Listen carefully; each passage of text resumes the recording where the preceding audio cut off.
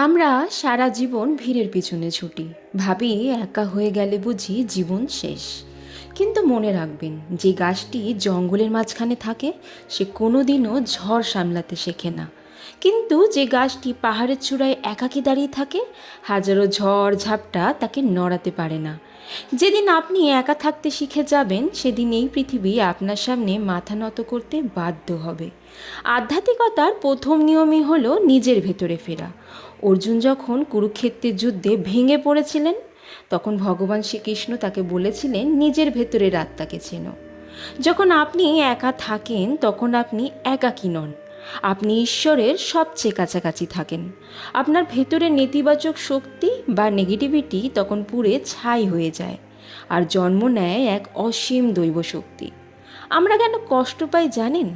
কারণ আমরা আমাদের সুখের চাবিকাঠি অন্য মানুষের হাতে দিয়ে রাখি।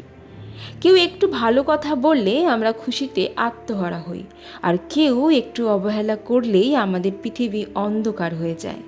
কিন্তু শাস্ত্র বলে, যে ব্যক্তি নিজের সাথে সময় কাটাতে ভালোবাসে, তাকে পৃথিবীর কোনো মানুষ কোনো দিনও ঠকাতে বা কাঁদাতে পারে না। একা থাকা মানে দুর্বলতা নয়। তাই আজ থেকেই মানুষের কাছে গুরুত্ব খোঁজা বন্ধ করুন। নিজের স্বপ্ন, নিজের লক্ষ্য আর নিজের ঈশ্বরের উপর ভরসা রাখুন। যখন আপনি একা চলতে ভয় পাবেন না, তখন আপনার আত্মবিশ্বাস দেখে এই সমাজ, এই দুনিয়া আপনাকে সম্মান করতে বাধ্য হবে।